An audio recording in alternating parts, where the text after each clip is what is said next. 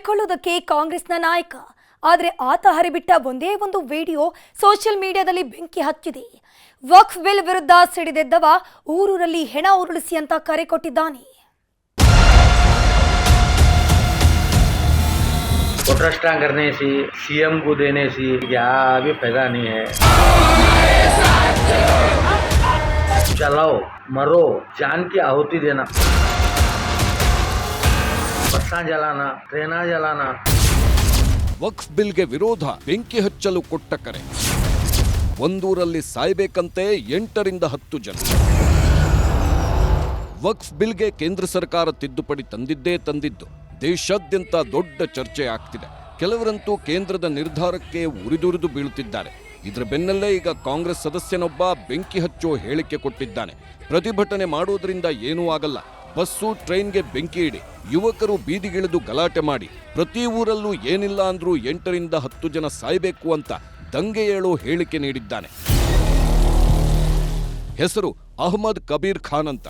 ವಕ್ಫ್ ವಿಷಯವಾಗಿ ಪ್ರಚೋದನಕಾರಿ ವಿಡಿಯೋ ಮಾಡಿದ ಕಬೀರ್ ಖಾನ್ ಮಾತಿಗೂ ಬೆಂಕಿ ಉಗುಳಿದ್ದಾನೆ. ಕೈಯಲ್ಲಿ ಬಾವುಟ ಹಿಡಿದು ಹೋರಾಟ ಮಾಡಿದ್ರೆ ಯಾರೂ ಕೇಳಲ್ಲ, ವಕ್ಫ್ ಕಾಯ್ದೆ ತಿದ್ದುಪಡಿ ವಾಪಸ್ ಪಡೆಯಬೇಕು ಅಂದ್ರೆ ಬಂದ್ ಮಾಡಿ, ಬೆಂಕಿ ಇಡಿ, ಜೊತೆಗೆ ಜನರನ್ನೂ ಬಲಿ ಕೊಡಬೇಕು, ಸಾಯೋಕ್ಕೂ ರೆಡಿಯಾಗಿರಬೇಕು ಅಂತ ವಿವಾದಾತ್ಮಕ ವಿಡಿಯೋ ಮಾಡಿ ಸೋಷಿಯಲ್ ಮೀಡಿಯಾದಲ್ಲಿ ಅಪ್ಲೋಡ್ ಮಾಡಿದ್ದಾನೆ. प्रोटेस्टा करने से, कटोटरा पकड़ने से, डीसी साहब को जाको देने से, सीएम को देने से और पदाधिकारी को लज्जा को देने से क्या आगे फायदा नहीं है। रास्ते पर उतरना ज़रूरी है। चलाओ मरो जान की आहुति देना, हर गांव से 8-10 आदमी मरना, कैसा होना 150 वो हुआ तो सिर फुट के कामा करना, बस्सा जलाना, ट्रेना जलाना। ಯಾವಾಗ ಈ ವಿಡಿಯೋ ವೈರಲ್ ಆಯ್ತು, ಎಲ್ಲ ಕಡೆ ವ್ಯಾಪಕ ಆಕ್ರೋಶ ವ್ಯಕ್ತವಾಗ್ತಿದೆ. ಸಮಾಜದಲ್ಲಿ ಶಾಂತಿ ಕದಡುವ ಇಂಥವರನ್ನ ಮೊದಲು ಬಂಧಿಸಬೇಕು, ಜನರ ಜೀವ ತೆಗೀರಿ ಅಂತ ಕರೆಕೊಟ್ಟವನ ವಿರುದ್ಧ ಕಟ್ಟುನಿಟ್ಟಿನ ಕ್ರಮ ಕೈಗೊಳ್ಳಬೇಕು ಅನ್ನೋ ಕೂಗೆದ್ದಿದೆ. ಈ ಬಗ್ಗೆ ನ್ಯೂಸ್ 18 ವರದಿ ಮಾಡುತ್ತಿದ್ದಂತೆ ದಾವಣಗೆರೆ ಪೊಲೀಸರು ಅಲರ್ಟ್ ಆಗಿದ್ದಾರೆ. ಆಜಾದ್ ನಗರ ಪೊಲೀಸ್ ಠಾಣೆಯಲ್ಲಿ ಪ್ರಕರಣ ದಾಖಲಾಗಿದ್ದು, ಪ್ರಚೋದನಾಕಾರಿ ವಿಡಿಯೋ ರೆಕಾರ್ಡ್ ಮಾಡಿದ ಇಬ್ಬರನ್ನ ಬಂಧಿಸಿದ್ದಾರೆ. ಆದರೆ ವಿಡಿಯೋ ಹರಿಬಿಟ್ಟ ಕಬೀರ್ ಮಾತ್ರ ಯಾರ ಕೈಗೂ ಸಿಗದಂತೆ ತಲೆಮರೆಸಿಕೊಂಡಿದ್ದಾನೆ.